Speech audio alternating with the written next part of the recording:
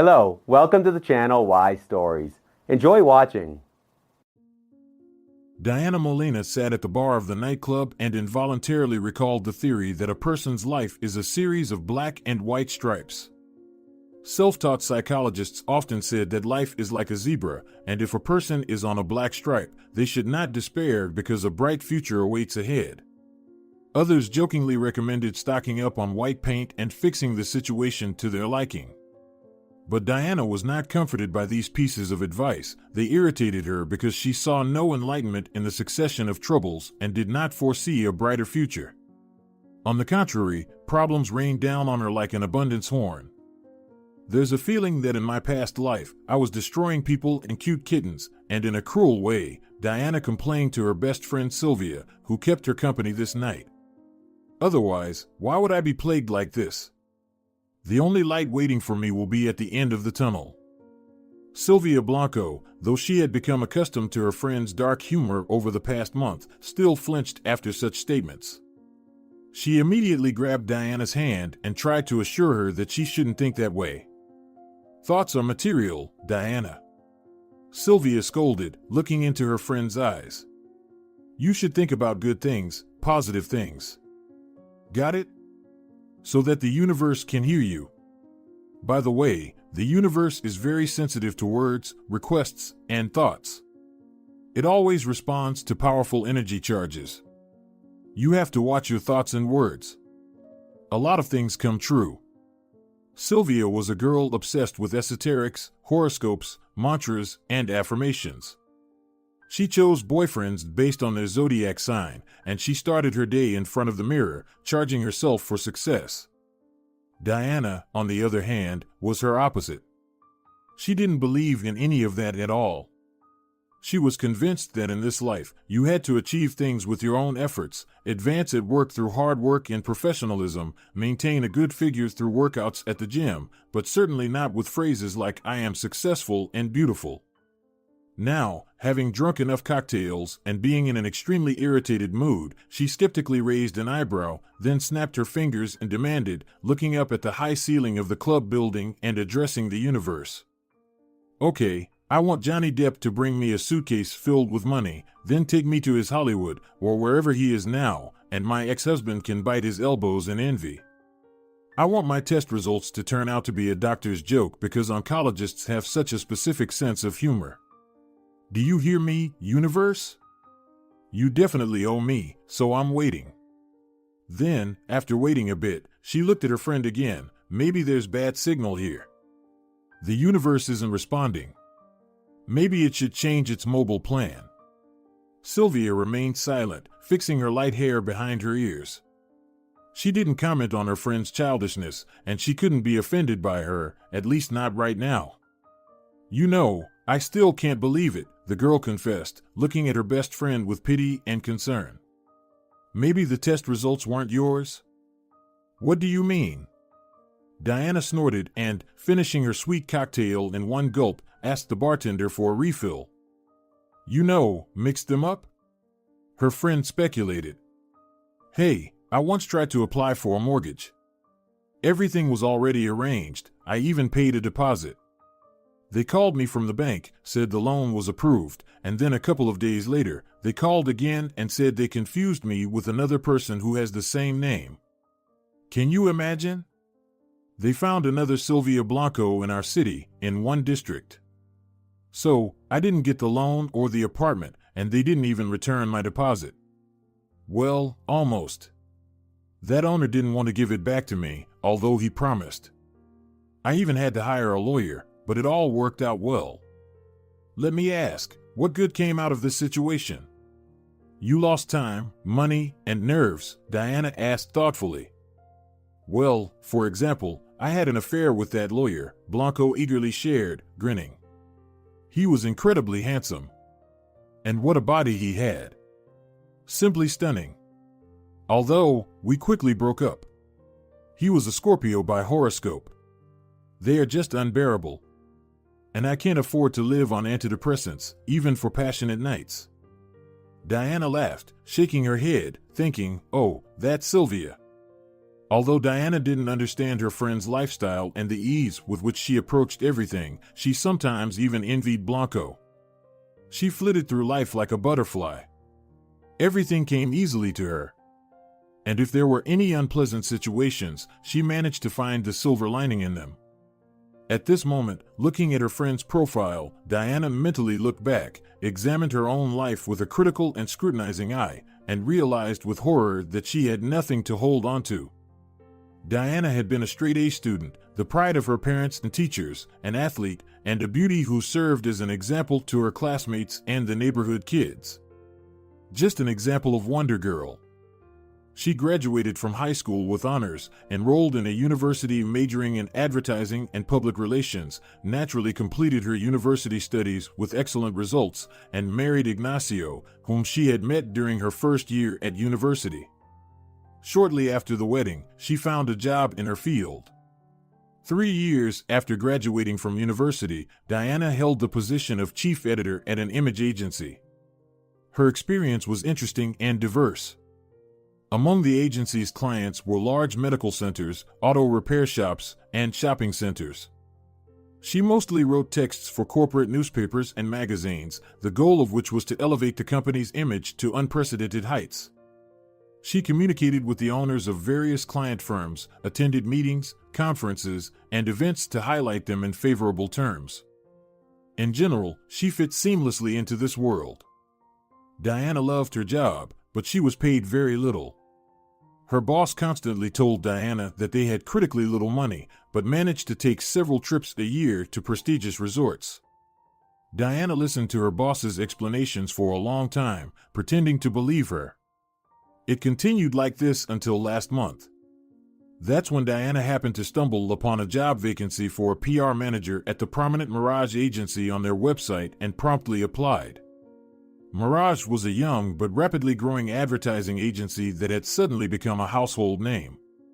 They were always involved in sponsorship programs, charity events, and launched new projects in the media and info business sectors. Among the company's clients were renowned brands and celebrities. Trying to get into the company was a bold move, but as they say, nothing ventured, nothing gained. So, Diana dialed the coveted number, and they scheduled an interview. And now, at the appointed hour, she stood at the elusive door. Our boss loves young and creative people.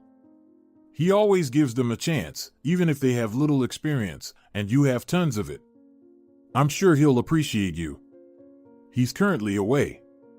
He'll be back in a month, but he'll respond via email, Diana was informed by the HR manager, Anna.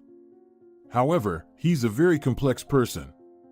So be prepared for anything if you get accepted. We pay exceptionally well, but the requirements are high. He hates lateness, project delays, and any excuses. There's a lot he doesn't like. He's a very complicated man, although incredibly handsome. But he doesn't pay attention to anyone.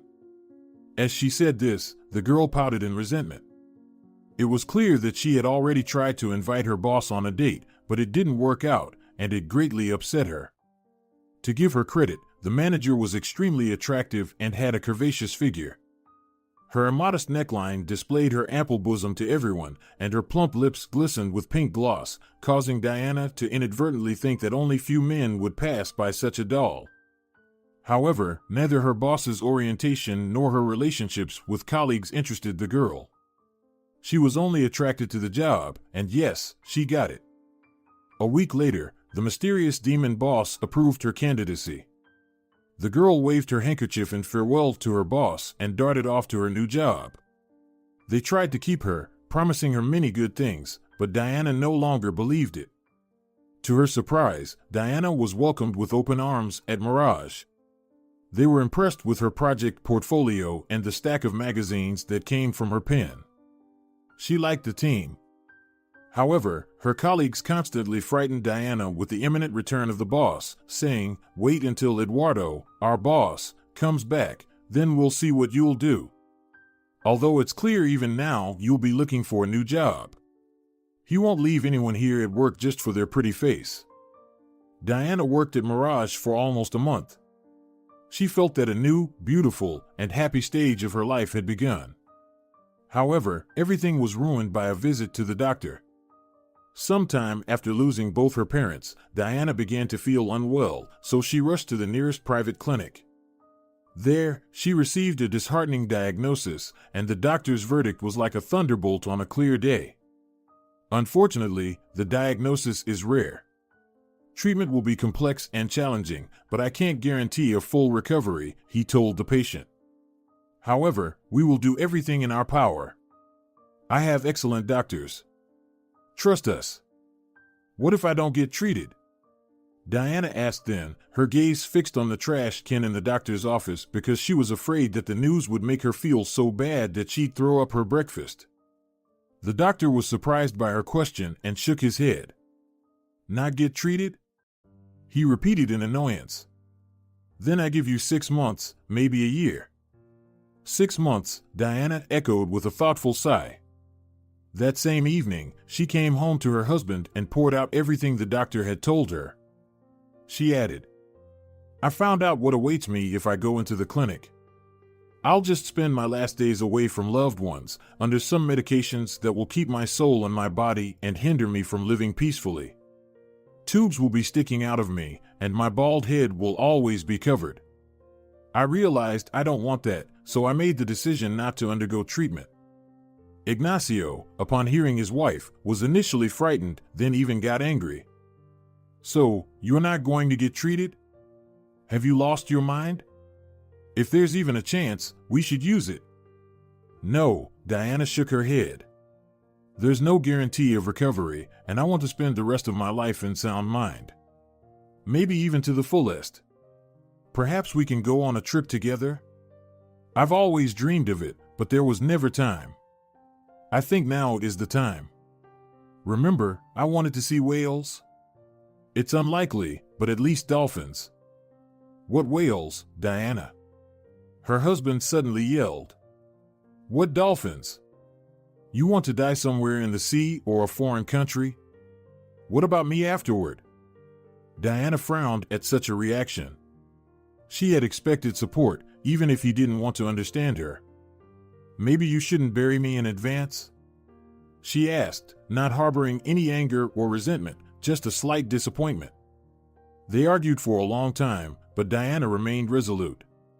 She realized that she hadn't accomplished enough in her life, and now that she had a best before date, she needed to make the most of her remaining time. However, Ignacio didn't just fail to support his wife, he stabbed her in the back. That evening, Diana returned home early and caught Ignacio packing his things. Are we finally going on vacation? It's strange that you're packing a suitcase for just one person, Diana said, standing in the doorway of their bedroom. Ignacio, who hadn't heard his wife come in, jumped with his whole body. When he saw his wife, he hesitated, looked away, ruffled his brown hair, and then cursed under his breath, staring at her with anger. You know, you're to blame yourself. Do you think anyone wants to watch a person die? I read what's waiting for you. I can't be a caregiver for a sick person. I'm leaving to Olga. To Olga? Diana asked, not feeling anger or offense, but only mild disappointment. The same Olga you said was just a friend and colleague, right? Your lovely secretary. Ignacio Molina owned a small construction company specializing in private homes. He had a difficult start to his business. Diana was the one who supported him at every stage. At times, she worked alone, feeding their young family while her husband tried to grow the business. It was Diana who worked late nights on the company's advertising and public relations. She even sought out clients, acting as a manager. Olga had been working with Ignacio for 2 years already, holding the position of secretary. She joined his construction company when Ignacio had already achieved some success. She could be seen as having come to a ready-made situation. However, Diana couldn't have imagined that Olga would not only land a job vacancy but also catch the eye of her boss. Silvia was never fond of Olga. She had said to her friend more than once, "This secretary looks at your Ignacio too often and laughs too loudly at his unfunny jokes. She annoys me." If Olga had seen Ignacio before he met you, he was a nobody, and now he's strutting around. However, Diana, not being a jealous troublemaker, believed Ignacio, who swore there was nothing between him and Olga. As it turned out, her naivety had played a cruel trick on her. "How long have you been with her?" Diana asked, looking at the pile of crumpled clothes that her husband had somehow managed to stuff into a suitcase. "Just be honest, Ignacio." "Sometime," her husband muttered through gritted teeth. Diana nodded and then went to the kitchen to brew herself some coffee. She waited until the front door closed behind her unfaithful husband before throwing the still full cup against the wall. Then she looked at the light brown stain on the wallpaper, shifted her gaze to the shards of her beloved cup, and began to cry bitterly. Diana sat on the floor, hugging her knees, letting her tears flow freely. It felt like her life had shattered just like that cup, in an instant, into numerous sharp fragments. Squeeze something like that in your hands, and it will pierce your skin and leave a wound. Diana spent another week in this state. She took sick leave from work, although she knew the consequences it might have, as she was still on probation. But she couldn't find the strength to do even the simplest things, let alone smile at her colleagues or generate creative ideas. All these events eventually led Diana to the nightclub Platinum, or rather, she was dragged here by Silvia, who first forced her friend to take a bath and put on some makeup.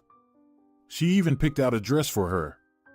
The crimson dress with thin straps looked expensive and stunning on the brunette. Silvia claimed that the loud music, a good dose of alcohol, and the club atmosphere would at least partially bring Diana back to her senses. She turned out to be right. However, it wasn't the strobe lights or the music from the speakers that shook Diana, but a man. The brunette sat at the bar around 1 a.m. and ordered whiskey on the rocks from the barman. This man sat across from the two women. Diana gave him a brief glance, involuntarily noticing that the stranger was incredibly handsome. Sharp cheekbones, dark, thick hair, tall with a trendy haircut. He was dressed in a dark gray jacket, a shirt, and jeans that didn't hide but emphasized the difference between his broad shoulders and narrow waist. Silvia also noticed the young man. She leaned closer to her friend and whispered, "Who let the guy from a magazine cover in here? I'm ready to bet my favorite designer purse that beneath all those layers of clothing is a perfect athletic figure." She enthusiastically whispered to her friend, "Oh my God, the universe heard you, but instead of an older dip, it sent Apollo from the heavens, dressed in expensive clothes." Diana snorted with laughter into her glass. At that moment, she was drinking, which caused the cocktail to dribble back through the straw and splash into her glass. Still laughing, Diana wiped her lips and set the glass aside. Strangely enough, it was this awkward moment that caught the attention of the stranger. He raised an eyebrow ever so slightly, and his lips twitched into a smile when he noticed the brunette. Diana quickly turned away, continuing to chat with her friend about trivial matters. However, the man had left such an impression on her that her thoughts kept returning to him. After some time, Diana couldn't resist and discreetly cast another glance in his direction. To her surprise, she found that the stranger was also looking at her. When their gazes met, he gave her a charming smile. Diana, unexpectedly for herself, felt a wave of shyness wash over her. She was completely flustered under the gaze of his light gray eyes. "Is he looking at you?" Silvia asked and then squealed excitedly as if answering her own question. "He's looking at you. Listen, you have to go talk to him." "What?"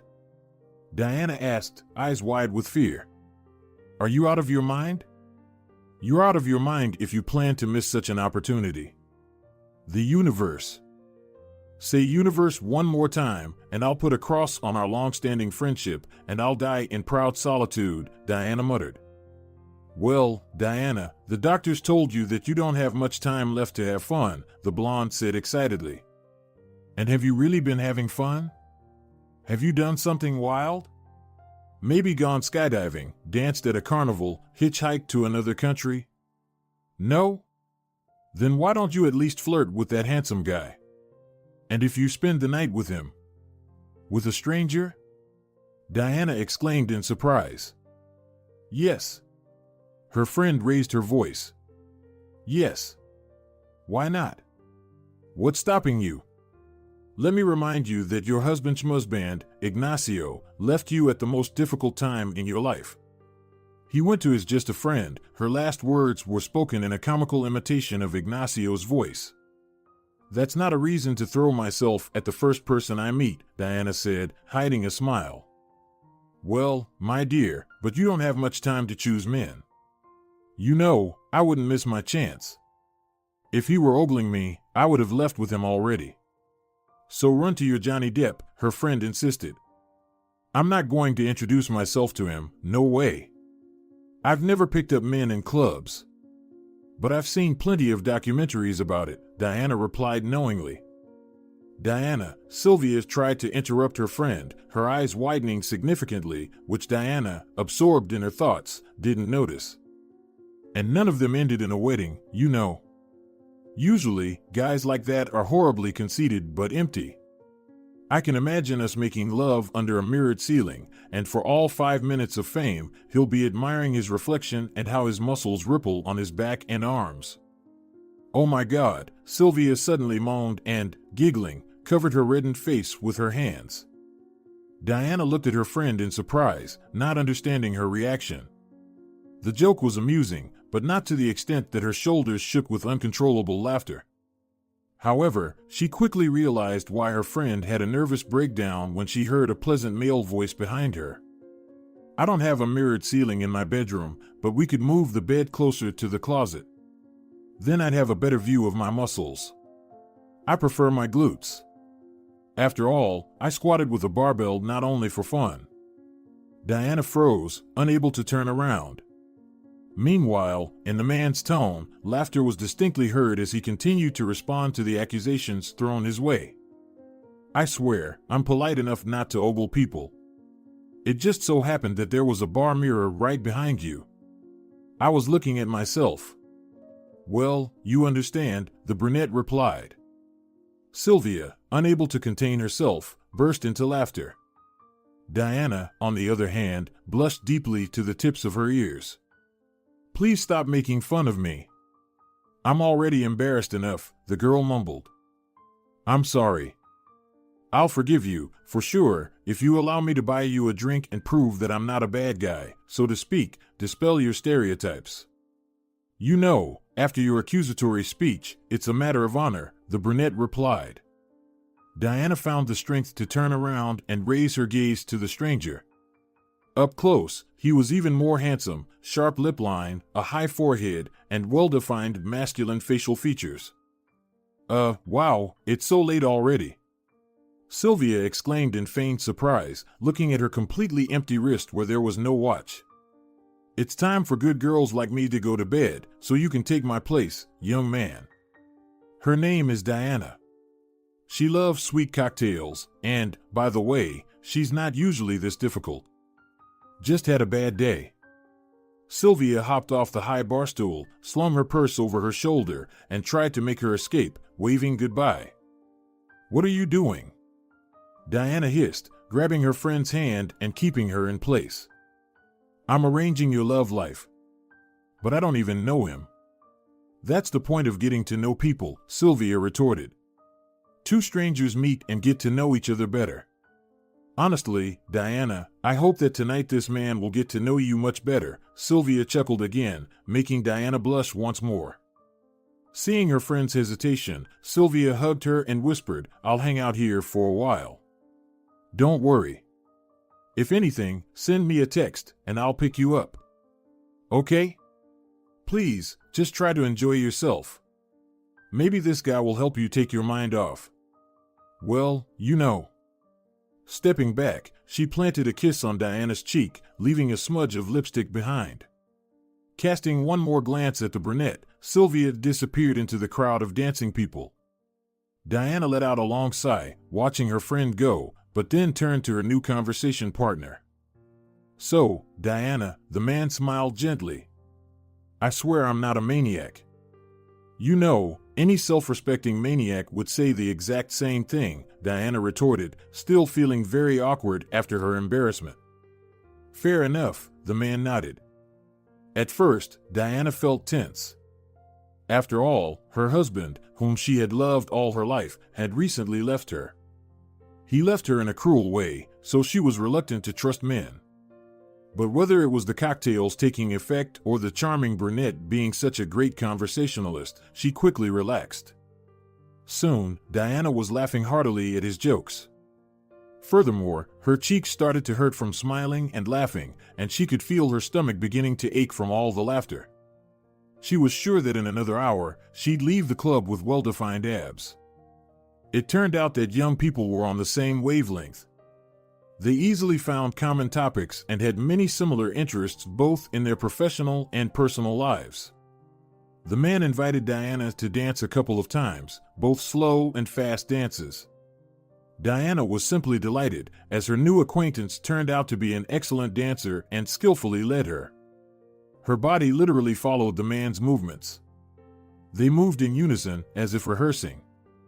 After about an hour and a half, when Diana received an SMS from her friend, indicating that she was ready to go home, she realized that she didn't want to leave the club. She messaged Silvia back, telling her she'd stay a bit longer. In response, she received a flurry of fireworks emojis and a couple of others whose meanings she felt too embarrassed to inquire about. Meanwhile, a couple more drinks with generous servings of refreshing ice appeared on the bar counter. "Let's drink to our acquaintance," the man said. "Wait, what's your name?" Diana asked before taking a sip of her drink. Her consciousness, which seemed to be drifting on the waves of alcohol consumed in the euphoria of the meeting, was shocked. She had been talking to this man for an hour, almost falling for him, and she hadn't even bothered to find out his name. "Eduardo," he introduced himself with a smile, swaying the ice cubes in his glass, making them clink against the glass walls. "Oh, I have a boss named Eduardo too," Diana said. "Ahem. But at work, they call him." She lowered her voice to a whisper, as if unwilling to share such confidential information with the other clubgoers. After uttering an indecent curse, the girl stepped back, giggled, but then blinked in fear, realizing that she had just insulted someone and behaved incorrectly. "Oh, I'm sorry. I shouldn't have said that. He's just such a person," she apologized. "I think they call my boss that for a reason. They say he's extremely nasty, rarely shows up in the office because he's constantly on the road, but he always manages to find someone to fire. Can you imagine? I work there, not much, but I've already heard plenty of horror stories. And the girls call him that because they're offended, like he doesn't pay attention to them. You know, I'm a tough boss too," Eduardo smirked. "I don't like it, for example, when my subordinates are lazy or try to flatter me. I dislike the unwillingness to admit one's mistakes and to take responsibility. I can't stand inappropriate criticism of someone else's work in the absence of alternative ideas." "Well, not many people like that," Diana nodded approvingly. At that moment, a guy appeared behind her who was impatient to place an order with the barman. He squeezed in next to Diana, pushing her in the back. Because of this, the girl leaned forward, falling into Eduardo's arms. "Oh!" she exclaimed, finding herself in his strong embrace. She felt the scent of the brunette's cologne, tangy, with hints of wood. "Oops, I'm sorry." The man apologized. "It's okay," the girl awkwardly smiled, nodding at him and distancing herself from Eduardo. However, her hand remained in his palm. She didn't want to take it away, and the man didn't rush to unclasp his fingers. Instead, Eduardo looked into her eyes. His fingers gently started to stroke the back of Diana's hand. She wanted to ask Eduardo something else, like which company he led, or at least what cologne he used, or if Eduardo knew that his gray eyes resembled the morning mist and silver. But all her thoughts flew out of her head in an instant. Diana remembered again how boring her life had been, so she took a deep breath, as if preparing to plunge into icy water, and then leaned forward, her lips touching the man's. He froze for a moment, not expecting this, but then responded to the kiss. Sparks coursed through Diana's body, and in her veins, instead of blood, it seemed like lava was flowing. Butterflies fluttered in her stomach, a sensation she hadn't felt in a long time. Eduardo's lips swallowed a quiet moan, one that Diana didn't expect from herself. In any case, she hadn't anticipated kissing a man in a nightclub in front of everyone. As if remembering the onlookers, she interrupted the kiss and whispered directly into Eduardo's lips. "Can we leave here?" The man's eyes darkened, and his breath hitched. The chemical reaction that had occurred between them had captivated them both. He nodded, unable to answer. Taking Diana's hand, Eduardo helped her get off the stool. Forgetting about their drinks, they left the club. Diana rubbed her eyes, but still hesitated to open them. Her whole body ached, and her head felt heavy. "Good morning," she heard a male voice. At that moment, she suddenly remembered where she was and who she was with. She opened her eyes, noticing the man next to her. "Good morning," she croaked in response, blushing.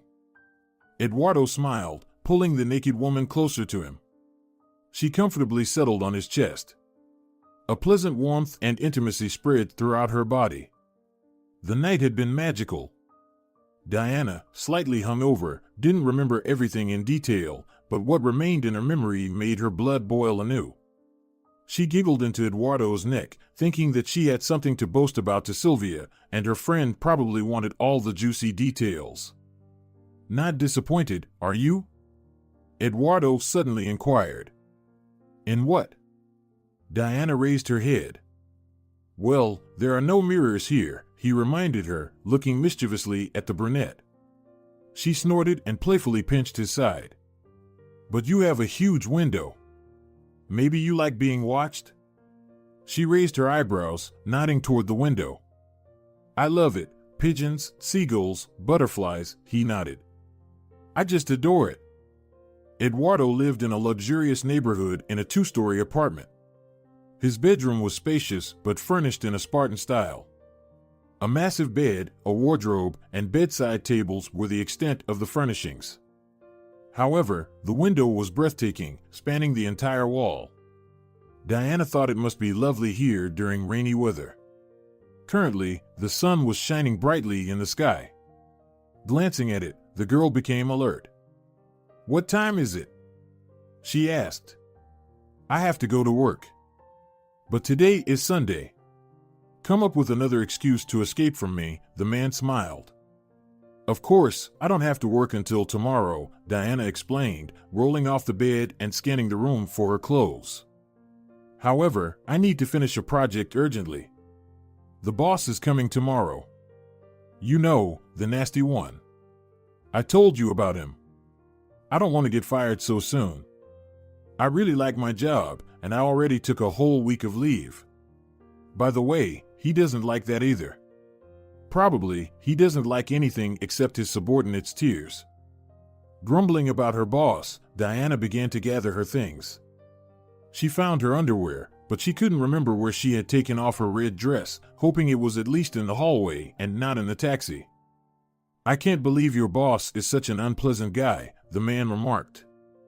With his hands behind his back, he watched Diana with pleasure. The girl shrugged, trying to run her fingers through her hair. "I can't draw conclusions until I meet him in person," she reasonably pointed out. "However, the rumors about this person don't make for pleasant interactions. I'm afraid of him in advance, you know?" Diana pronounced the boss's name as if tasting it, Eduardo Suarez. "Haven't you heard of him by any chance?" She turned over her shoulder and saw that the brunette was barely containing his laughter. "I've heard of him," Eduardo nodded. He pushed the blanket aside and got up, moving smoothly, like a predator, toward the girl. She looked at him suspiciously. "You've heard that name?" Diana clarified. He nodded affirmatively once more. "I'm well acquainted with him, Diana, and now so are you. Maybe you can draw your conclusions?" It took Diana some time for Eduardo's words to sink in. Then she gasped and recoiled. "No," the girl exclaimed, first paling and then blushing. "No. Last night, you were all about saying yes and yes again. And a couple of times, you called me oh God," Eduardo remarked. "I quite liked that." Diana swallowed and covered her chest, although it didn't really help. This is a nightmare, the girl mumbled. Did I sleep with the boss? Am I fired? Usually, people get promoted for that, not fired, Eduardo noted. It was evident that the situation amused him, and Diana's reaction was endearing. However, Molina herself was in shock. This is not funny. She shook her head anxiously. You're not joking, are you? Please tell me you're joking. I can show you my passport. I didn't hide where I work. I thought you understood. Who am I? Eduardo shrugged. Diana took a deep breath and then exhaled. She hadn't paid attention to how much alike their professions were last night. How much had she told him about her colleagues and her boss? Diana backed towards the exit. I really have to go now. We can have breakfast.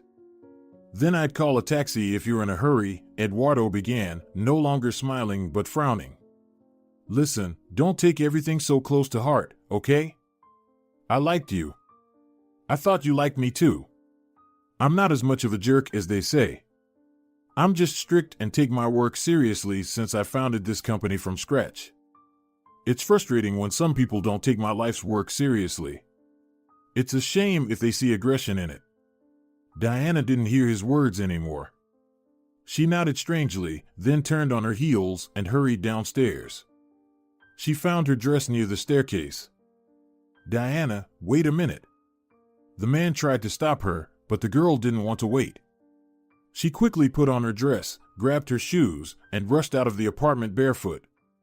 She was ashamed. Incredibly ashamed. She spent the rest of the weekend recalling what she had talked about with Eduardo. She realized with horror that she had been too candid. On Monday, Diana came to work with her head held low. She hadn't finished the project, but she had brought a resignation letter. What's wrong, Diana? Her colleague Olegario asked. Have you already seen the boss or something? Has he arrived? She raised her head. Yes, the very first one. He's in the office. He's very angry. I haven't seen him so grim in a long time. Diana nervously swallowed, pushing dark locks behind her ears. She took a deep breath and headed towards Eduardo's office. Knocking and hearing a come in, she entered. Eduardo was sitting in the boss's chair, bathed in morning light. Diana's gaze slid over the man, ignoring the butterflies in her stomach. Eduardo Suarez, Diana murmured, hello. I brought. Well, here, she placed a resignation letter on the boss's desk. What's this? He looked at the paper.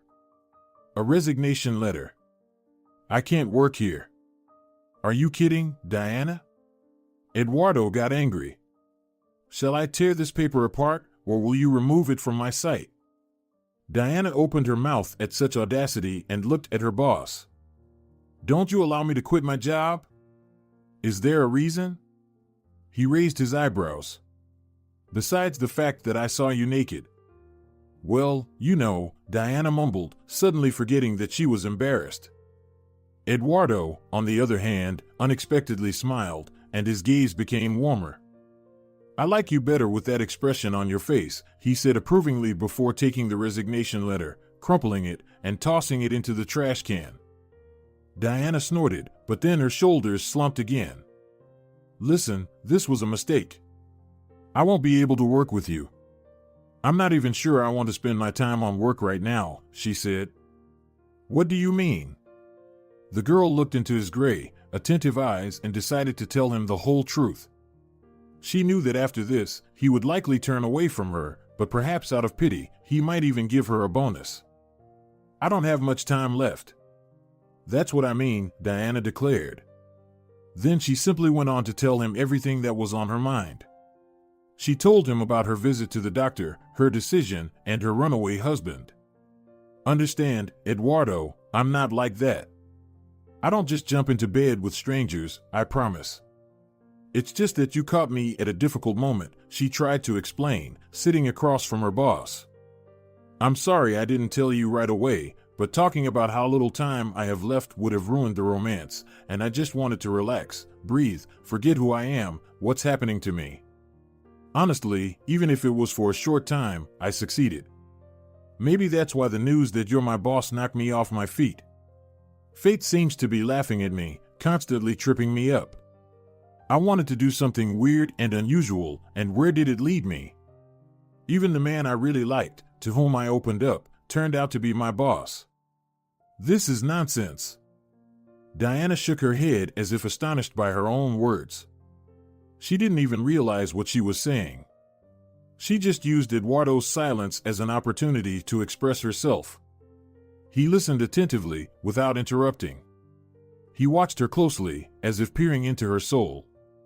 When Diana fell silent, he asked quietly, "So, you really like me, right?" The girl blushed. "I didn't mean." "Wait a minute. What are you talking about? I told you I'm dying and going through a divorce, and you only heard that?" "You really are self-absorbed," she chuckled with a hint of irony. Eduardo smiled. "I just heard that I'm liked by a young woman who captivated me at first sight. And then everything else was a blur," he said, making Diana self-consciously examine her nails. "I don't understand, are you joking or?" She squinted, looking into the man's face. She remembered very well how her fiancé, with whom she had lived for so many years, had run away from her. So why was this, let's be honest, a completely unfamiliar person so calm, like a Chinese figurine? Then Diana thought that this might be the answer to her question. She was nobody to him, so he didn't care. For some reason, this thought pricked her like a sharp needle in her heart. It felt unpleasant. Eduardo, however, unaware of her thoughts, hurried to explain himself. "Diana, I'll need some time to digest all the information you just poured on me," the boss admitted honestly. "But I want to say again that none of your words convinced me to sign a resignation letter or forget about how good it was with you. And anyway, didn't you say you wanted to try something unusual for yourself, step out of your comfort zone? How about an office romance with the boss?" Eduardo winked playfully. Diana shyly smiled, shaking her head. She slowly, as if reluctantly, looked away from the handsome man's face. She surveyed the office, where she was for the first time. On one of the walls, made to resemble gray bricks, hung several interesting and colorful vintage posters with retro advertisements. In another corner, there was a shelf with a record player for vinyl. The girl remembered that Eduardo liked retro. He loved history and had a deep passion for traveling. She thought she would like to get to know him better, and the feeling that she was somehow familiar with him wouldn't leave her. There are encounters in life that feel like meeting old and close friends, like meeting people who are kindred spirits, who find a place in your heart from the very first glance and word. Eduardo turned out to be just that kind of person. These thoughts both reassured and saddened her. She didn't want to think about the future, to tie her life to new relationships and feelings, because she already knew that there was no happy ending in her story. "I'll give you a penny for your thoughts," Eduardo broke the silence, using an old British idiom. Diana looked at him sincerely and openly. "I wouldn't want to start a relationship. Back in the nightclub, I thought I'd run away from you in the morning like Cinderella from the prince," she confessed. "I thought it would be my daring adventure, a flash of passion with a stranger like in American movies, and maybe even revenge on my ex-husband, probably." "Nice to hear that I've become an instrument of revenge," Eduardo grumbled, but his eyes sparkled with mischief. "Well, then, how about we settle for friendship? What do you think?" Diana bit her lip for a moment, but then hesitantly nodded. "I would like a friend like you." "It's settled then," Eduardo clapped his hands. "From now on, we're best friends." "Oh, just don't say that to Silvia, okay?" Diana laughed. "My friend who was at the club last night. She'll claw your eyes out, but she won't give up her status as my best friend to anyone." Eduardo smiled gently at Diana, gazing at her face. From the look in his gray eyes, butterflies fluttered in the pit of the girl's stomach again, tickling her with their delicate wings. She realized that being friends with this man would be quite a challenge. "Shall I get to work then?" she asked uncertainly. Eduardo nodded, then added in a playfully businesslike tone, "I'm expecting a project for the Miss Molina clothing brand from you." And don't forget, we have lunch at my favorite cafe at 1 p.m. I'll come by to pick you up. You don't mind, do you? Diana giggled, feeling like a schoolgirl, and shook her head. How can I say no to my scary and mean boss? She playfully replied, getting up from her seat. Eduardo looked at her, displeased either with her response or his own reputation. I'll dock your bonus, he lazily threatened, returning to the paperwork he had been working on before she came in. Diana grinned widely and left the office. She leaned her back against the wooden door and closed her eyes, still smiling. Her heart felt warm, and there was a strange sense of anticipation, like in childhood on the eve of holidays, when a child falls asleep in nervous but pleasant excitement, expecting magic, gifts under the tree from Santa Claus, or a birthday cake with candles that will surely make all their wishes come true. Diana hadn't felt this pleasant sensation for a very long time. It had disappeared from her life long before the doctors gave their diagnosis. She had simply sunk into routine, like travelers getting stuck in quicksand. Her relationship with Ignacio had lost its spark a long time ago. He didn't make an effort to please his wife anymore. There were no surprises, no romance. All of that seemed to have been left behind during their university days, buried under the weight of everyday life. That's why now, at this moment, Diana felt like her blood was starting to boil again. It was as if flowers were blossoming in her chest, the first signs of spring breaking through the frozen ground. She felt, perhaps for the first time, that everything would be okay. At least for now, at least in this moment, but it would be. As the door closed behind Diana, the smile slowly faded from Eduardo's face. He pushed the documents aside with a hint of annoyance, placed his elbows on the desk, and buried his face in his hands, trying to shake off the accumulated exhaustion. The insomnia of the past few days, coupled with Diana's presence, had taken a toll on him. He chose not to remind her of what had happened between them last night. No, it wasn't about the bedroom scenes or passionate whispers. Those moments were fresh in her memory, but he understood that there was something else she had forgotten. It was what happened just before she fell asleep. Unexpectedly, Diana had sobbed in his arms.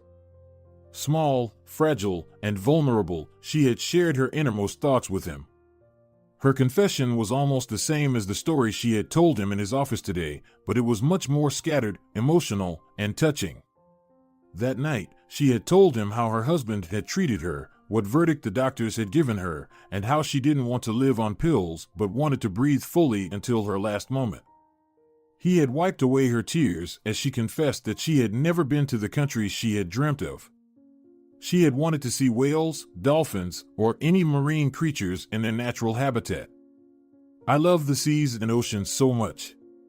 You know, one summer, I read Jojo Moyes' Silver Bay, she had said, nestling into Eduardo's chest. After that, I had a dream of seeing whales someday. I know I didn't have much time left. That night, Eduardo hadn't been able to sleep. He looked at Diana's face, illuminated by the moonlight, ran his fingers through her soft hair spread across his pillow, and thought. He thought a lot and came to the conclusion that he didn't want to let her go, even though it was an incredibly difficult decision for him. He had lost someone close to him, a fiancée who never became his wife. The tragedy had occurred 3 years ago. But he couldn't just cast Diana out of his heart, so he had thrown himself into work with such dedication and fervor that he had earned the reputation of a tough boss among his employees. Of course, he had no interest in other women after losing his beloved. In his life, there had only been minor and brief flings, and now there was Diana, so charming, sincere, and incredibly beautiful. A woman whose heart had been broken so mercilessly. Eduardo Suarez's agency was known for its charitable work. In him, there had always been a thirst to help people, a thirst that only grew stronger after he lost his fiancée. However, he couldn't simply call his desire to help Diana philanthropy. It ran deeper. Diana had captured his heart back in the nightclub. With her delicate fingers, she had touched the strings of his soul that had long been silent. They had started to play a melody once more, and his heart had adopted a special rhythm for her. Eduardo didn't want to let go of this so easily. He felt that being close to her was the right thing to do, as if he had been waiting for this meeting with Diana. He looked out of the window at the grayish sky with scattered clouds. One of them resembled a rabbit with long ears, while the rest looked like sweet cotton candy. He drummed his fingers on the table, trying to calm the excitement that had been gripping him for the past day. He knew he couldn't cure her illness, but he wanted to try to make her life beautiful, the way she had always dreamed of. Eduardo picked up his smartphone and, finding the necessary number in his contacts, pressed the call button. "Marta, hello," he began softly. "I'm interested in cruise liners and... where in the world can we see whales?" The sky hung low and gray, as if it were about to descend into the waters surrounding the cruise liner.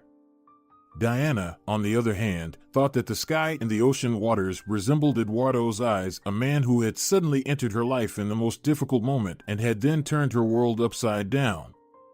After that candid conversation, they truly became friends. They talked a lot, went out often to movies and restaurants. Eduardo invited her home, cooked dinner himself. They talked about work and life, shared dreams and interests. Every morning, Diana began to look forward to seeing Suarez, just to have a conversation with him. Surprisingly to herself, she realized that every night, as she fell asleep, she thought about Eduardo, and when she woke up, she was thinking about him too. A month later, when Eduardo brought Diana tickets for a cruise, she was speechless. Of course, she considered it madness to just up and leave for an unknown destination, to leave her life and job behind. However, Silvia stated categorically, "It would be madness not to do this, Diana. I'll end our friendship if you refuse," she assured her friend. "You'll regret it for the rest of your life if you don't. And anyway, look at how Eduardo looks at you." "We decided to stay friends," Diana said weakly and hesitantly. Silvia snorted, rolling her beautiful eyes to the ceiling. "Oh sure, of course. Between friends, there's always so much tension that it's scary to even strike a match. God forbid everything goes up in flames. You're in love with each other, you silly," she declared emphatically. "But I can't treat him like that," Diana reminded her. "He told me he lost his fiancée. Do you want Eduardo to lose another person?" Silvia's smile faded, but she quickly pulled herself together. "Or maybe you won't decide for him what to do," the girl suggested, crossing her arms. "Just open up to him, or at least meet him halfway.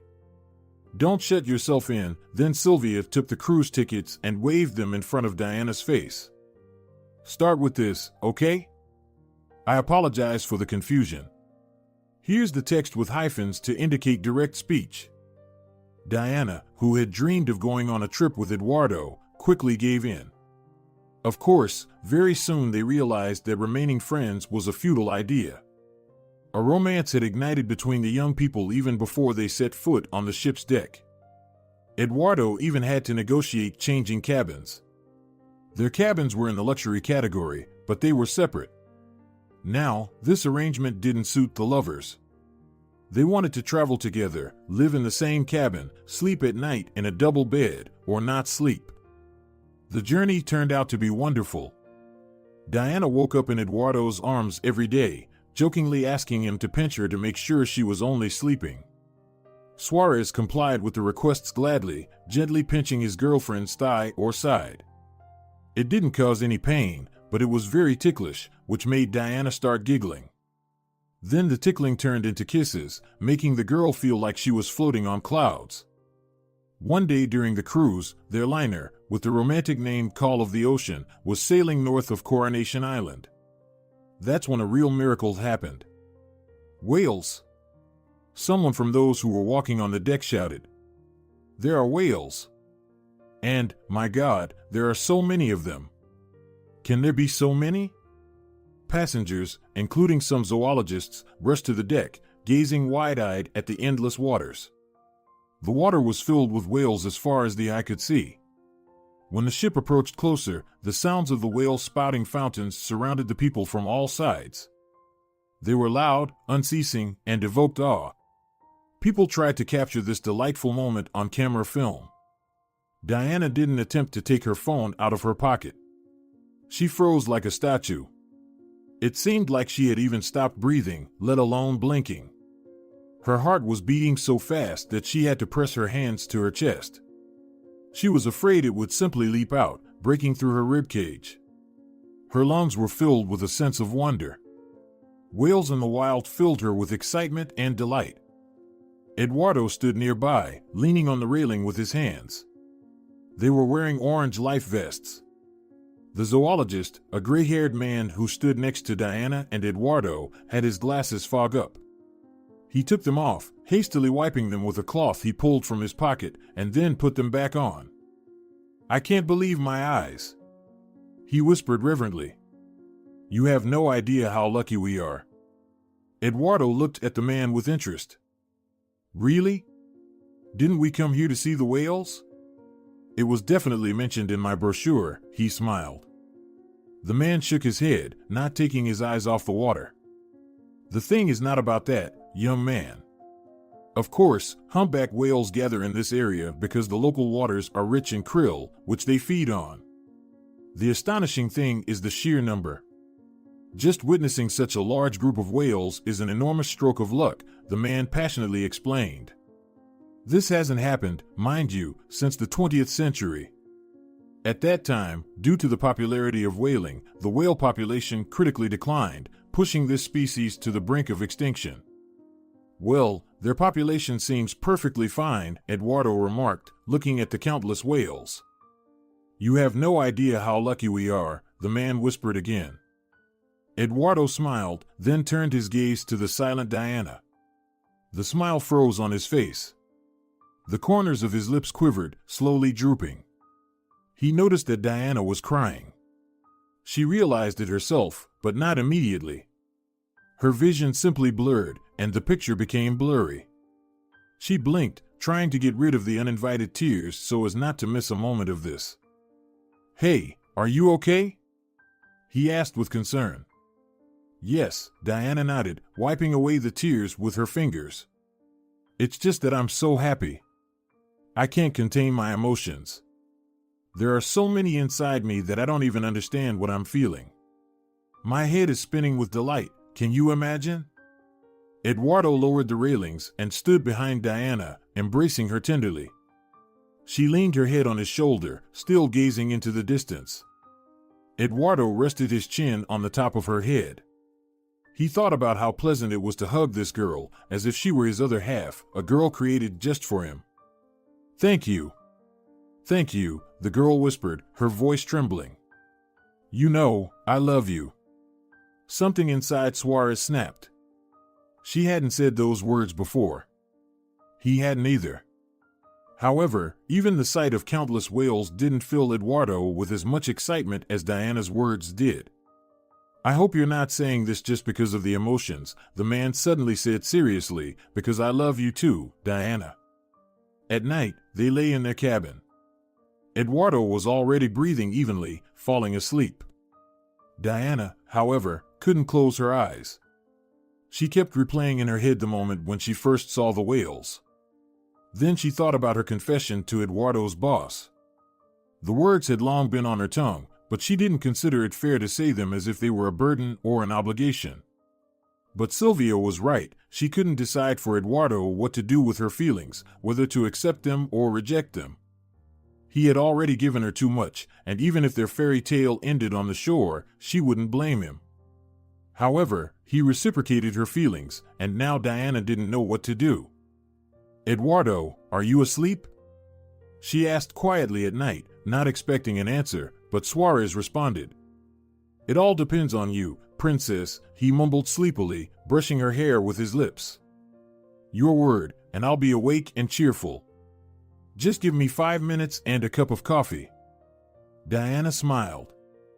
Eduardo really treated her like a princess. He protected her and tried to fulfill her wishes.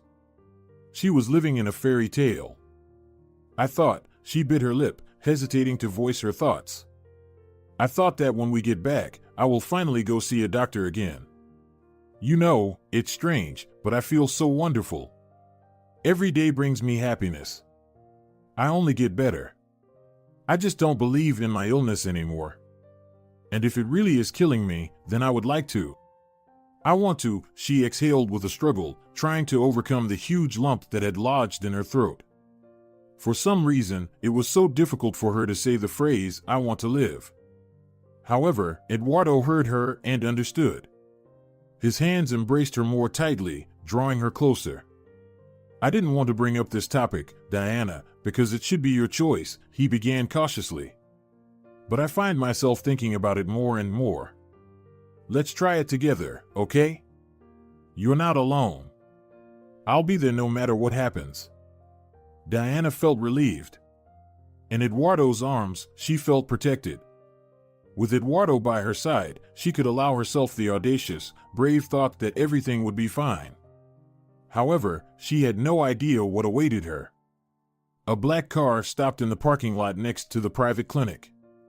Diana looked at the beautiful building, its windows reflecting the sunlight. Last time, she had also gone to a private clinic, but it was the one in her neighborhood. That building didn't look nearly as luxurious, but Eduardo insisted on the best doctor in the city. Well, I'm going, she said with deliberate cheerfulness, leaning forward to give the driver a kiss on the cheek before leaving. Eduardo accepted the kiss, but he looked at her with surprise. Where are you going? Alone? No, I'll go with you, his voice sounded almost indignant. Eduardo's whole demeanor suggested that he was displeased with Diana's assumption that he would let her face fade alone. But they won't let you into the doctor's office anyway, Diana, she shrugged. And you have things to do today. As if there's anything more important than your health, Diana. Let's go. If they won't let me in, I'll wait for you in the corridor. Then we'll go eat or take a walk, okay? Eduardo unfastened his seatbelt, intending to get out of the car. Diana, on the other hand, froze in her seat, watching as he exited the vehicle. She still couldn't get used to such care and tenderness that this wonderful man bestowed upon her. Unintentionally, she compared Eduardo and Ignacio again. She remembered that when she went to the hospital that fateful time, Ignacio didn't even call her after the doctor's appointment, even though he knew she had a poor family medical history and was worried about her health. She remembered walking out of the clinic and wandering the city alone, while rain drizzled from the sky. She remembered feeling devastated but not finding the strength to call anyone. Her phone remained silent until Silvia finished work and called her friend to ask what the doctor had said to Diana. Ignacio, after their breakup, didn't even call her just to find out if she was still alive. Diana snapped back to reality when someone knocked on her window, and then the car door swung open. Suarez gallantly offered her his hand, smiling. After you, milady. She smiled in response, and when she placed her small palm in his hand, she felt a wave of relief. The fear of visiting the doctor began to dissipate because nothing worried her when Eduardo was by her side. She was prepared for any news. However, what the young couple heard after the doctor's examination left them in a state of shock. The doctor performed an ultrasound, reviewed the results of the tests and examinations that Diana had done earlier and brought with her. Then he looked at Diana with a strange expression on his face. Excuse me, who told you it was time for you to die? The doctor inquired. Can I have the name of the hero? Diana was taken aback by the question and the tone in which it was asked. Yes, she had heard about medical humor. Sometimes she had even been shocked by the jokes of surgeons and pathologists, but this time she felt an unpleasant sensation. Eduardo, who had been allowed into the doctor's office, also didn't like the question. He sat in the adjacent chair and leaned forward, intending to ask the doctor to choose his words more carefully. However, Diana squeezed his fingers in time and blurted out. The doctor from the private clinic, she said, furrowing her brow as she tried to remember his name. Reyes. Something like that. Healthy U Clinic. The doctor chuckled and shook his head, shuffling some papers. There we go, he said without hiding his amusement. It's all starting to make sense now. Without explaining his behavior, the specialist typed something on his laptop keyboard, then turned the screen toward Diana and Eduardo. Here, take a look at your doctor, he offered, displaying an article from a local news portal. Reyes Daniel, a fraudster. arrested and already serving his sentence. He took bribes, sold free medicines, and most often, he conned people into unnecessary treatments, scaring them with terrible, deadly diagnoses.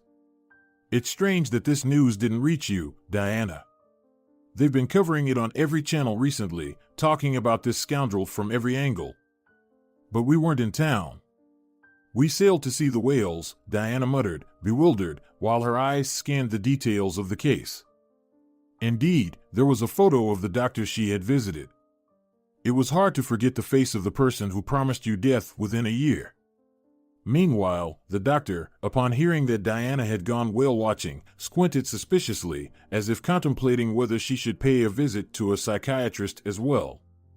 Then he recalled how much her partner had paid for an urgent appointment, and he decided that whales could very well exist in their world. "Wait a minute," Eduardo interjected, and his voice was extremely tense. "What does all of this mean for us?"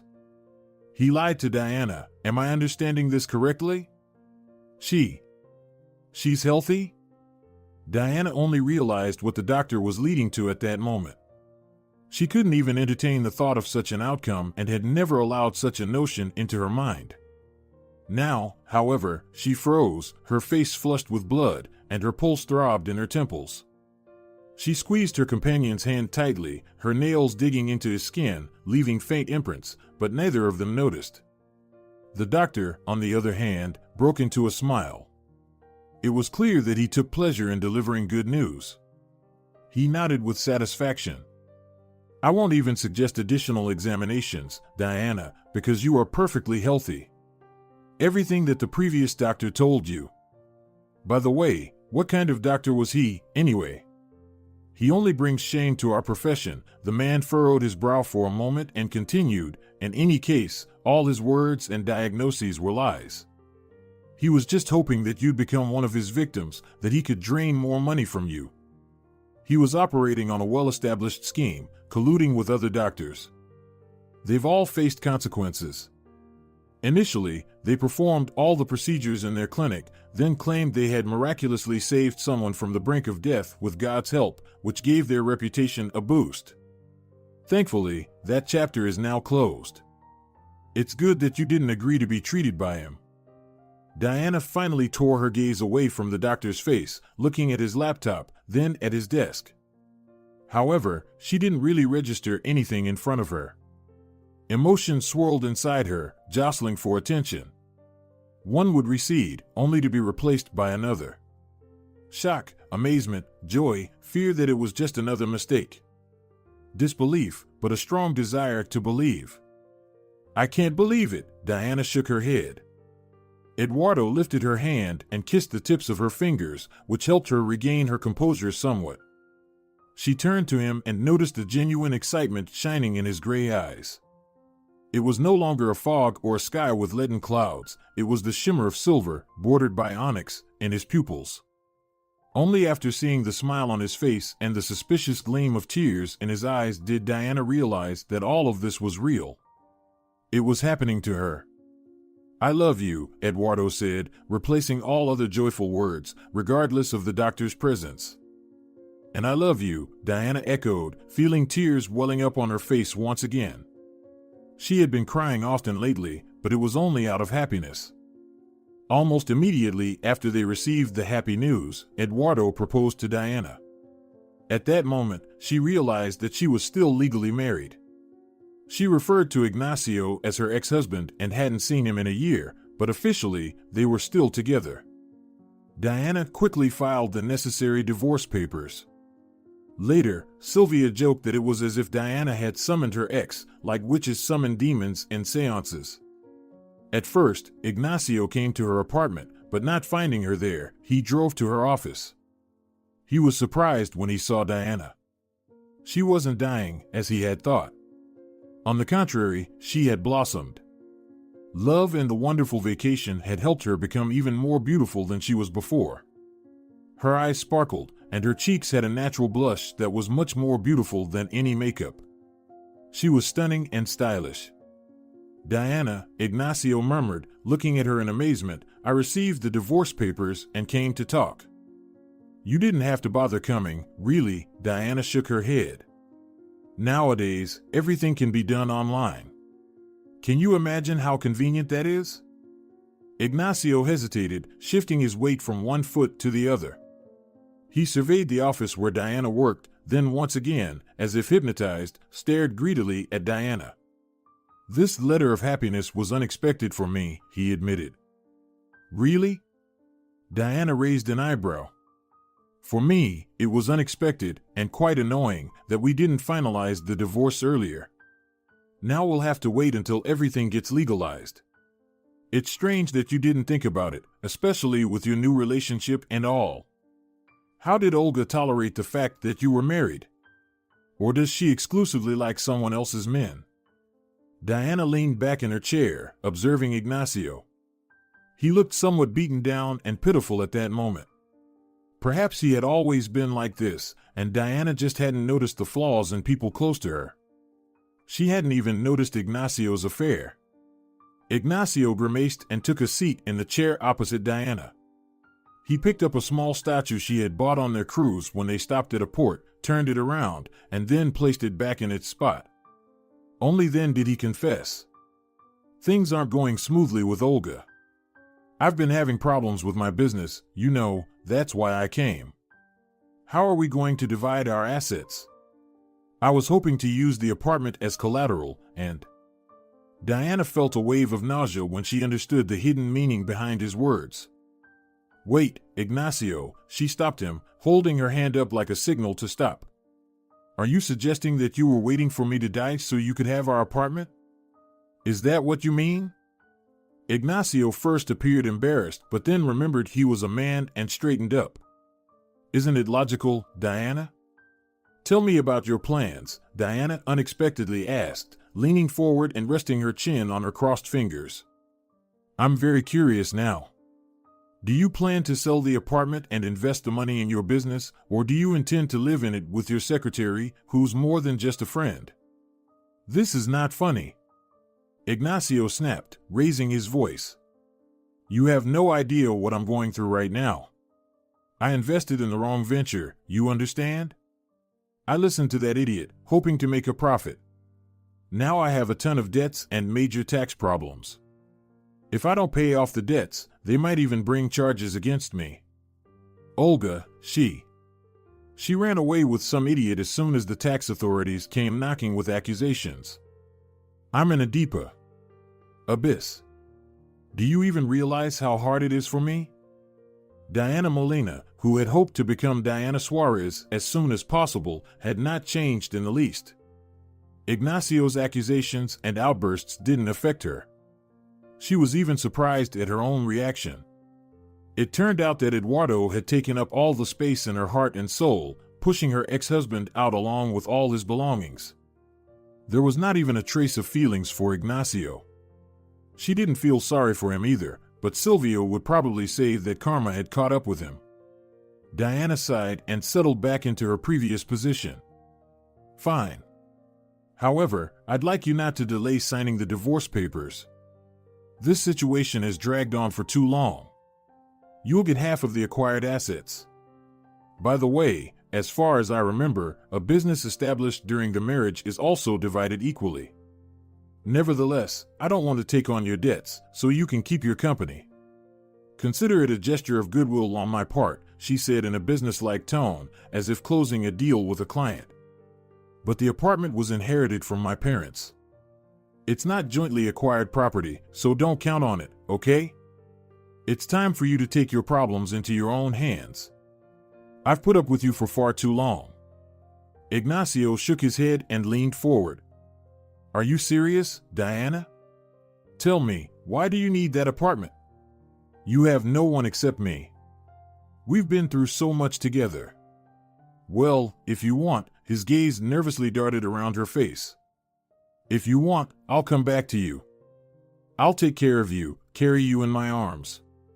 You know, I realized how much I loved you when I was with Olga. I made a mistake. This time, the feeling of nausea in Diana's throat became even more pronounced. Her eyes narrowed, and her gaze turned stern. Unfortunately, I have bad news for you, Ignacio, Diana said curtly. I will live.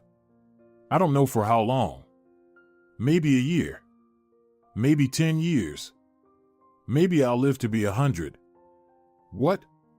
Ignacio exclaimed in surprise. But you said. Diana shrugged irritably. The doctor was a fraud. The story is long, and I don't want to retell it. But wait.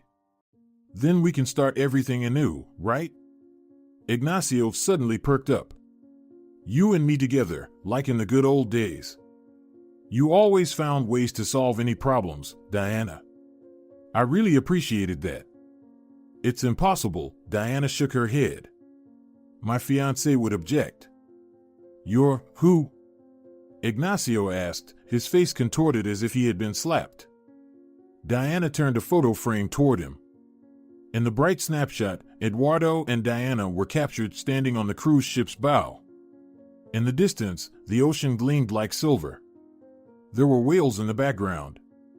Well, that's why I'm asking you to hurry, Diana calmly explained. We want to get married. Honestly, I completely forgot that I'm still technically married until Eduardo proposed. Hold on, you must be joking, right? Ignacio shook his head. You're making fun of me? Where was this photo taken? And where did you find this Eduardo? Wasn't that your new boss's name? Diana smiled broadly and nodded. Oh, it's nice to know you remembered something from my stories. Yes, it's him, Eduardo Suarez. I didn't find him at work, but that's another long story that's not for your ears. Ignacio's face turned a shade of crimson, and he started to resemble a ripe tomato. You had an affair with your boss? He exclaimed, jumping to his feet. Diana unexpectedly burst into laughter. This is coming from a man who left me for his secretary? She asked, as if she couldn't believe Ignacio had brought up this topic. You just deceived me. Ignacio shouted even louder. You said you were sick, that you only had a year. Well, I'm sorry to disappoint you, Ignacio, Diana waved her hand. I didn't do it on purpose. Ignacio, on the other hand, was reeling from the news. He kept switching his gaze between the photo of the happy couple in their bright life vests and the equally content face of his still technically wife. She looked incredibly beautiful at that moment. And there was something about Diana, a certain strength, self-assuredness, that he hadn't noticed before. All of this infuriated him. Meanwhile, Diana, as if nothing had happened, continued calmly, glancing at her watch. Listen, you came to my workplace, wasting time with pointless conversations. The divorce will happen anyway. If you want a scandal, we can have one. But I'm not sure you can handle another legal battle, especially with the tax authorities already on your tail. As for the apartment you dreamed of, I don't need it. I don't live there anymore. However, you won't get it, Ignacio. I'm not a charity. Ignacio gritted his teeth, leaning forward and placing his palms on the PR manager's desk. Have you grown sharper teeth in this past year, or what? Have you turned into a shrew, just like your arrogant friend? Diana paused for a moment, then rose from her seat as well. She looked down on the man she had once loved, as if from another lifetime. I've always had sharp teeth. I just didn't sink them into the throats of loved ones, unlike you. I fought on their side. I've always been on your side, Ignacio. You didn't appreciate my loyalty, turned away from me at the worst time, and jumped into the first available bed. So, you simply cannot come back into my life now and make any claims. You're pathetic and disgusting. Leave. Ignacio jerked as if Diana had slapped him. His face was burning, and he felt like she might explode like a ripe watermelon. Without saying another word, Ignacio turned to leave.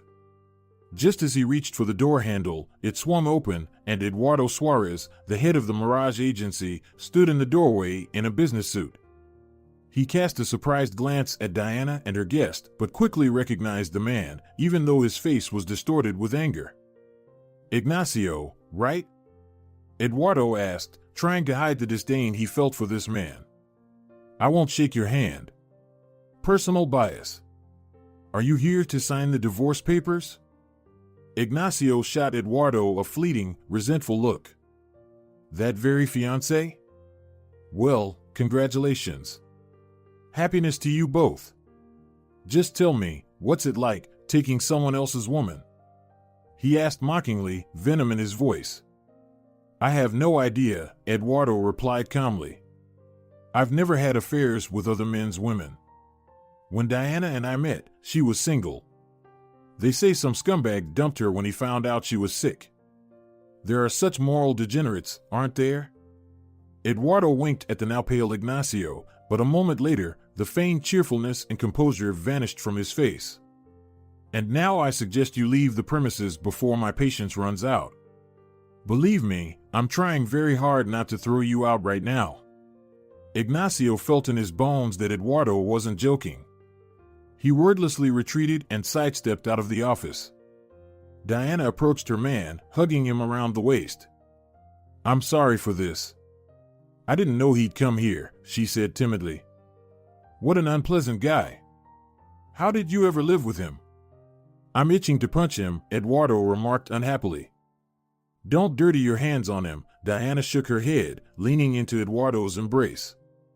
He kissed her on the forehead, wrapping his arms around her waist. "By the way, why did I come here? I received a response from the jewelry company.